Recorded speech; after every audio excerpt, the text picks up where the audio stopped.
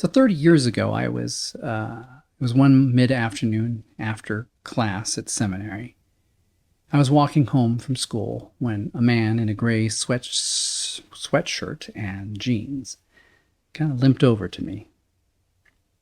He looked through these thick Mr. Magoo type glasses, made his eyes really huge, and he explained how he had run out of money and needed cash for a bus ticket home.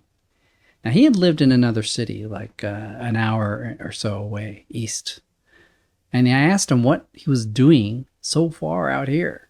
Now, he told me about this job that had brought him out, working with horses, and that for some reason they didn't pay him, and now he was out of money and couldn't get home. And it was kind of late, maybe like almost evening. I thought, well, strange. You know so much about him, and this moment felt odd. Instinctively, I wanted to say, no, sorry, goodbye.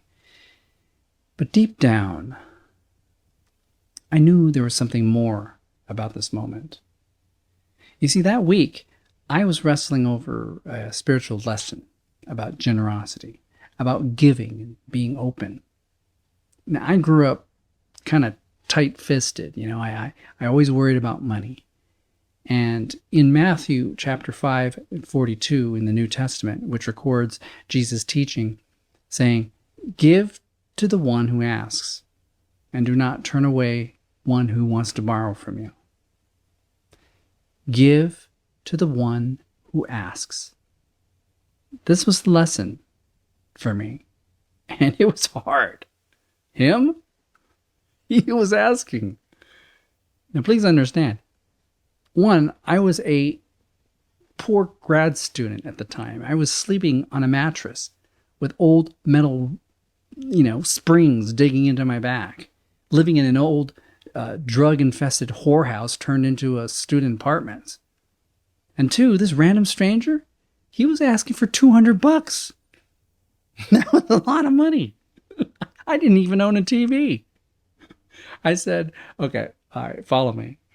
I need to go to the ATM. I don't carry that kind of cash on me. And so we walked together. I got to the ATM. We got the money out. And before I handed to him, I said, look, I don't know if you're lying to me, but, it really doesn't matter. You're accountable to God, not to me. So I hope you get home safely. Now, thinking he might have a conscience, he might not take it. He took it. Then he walked away.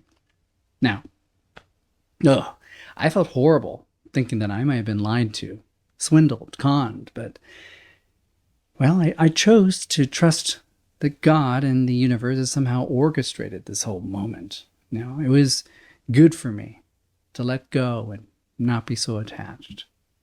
And in the end, I had practiced generosity, giving, trust. My spiritual homework was complete, so to speak.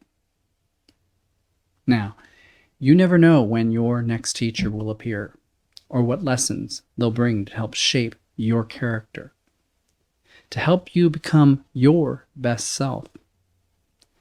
Now, the lessons are all around you.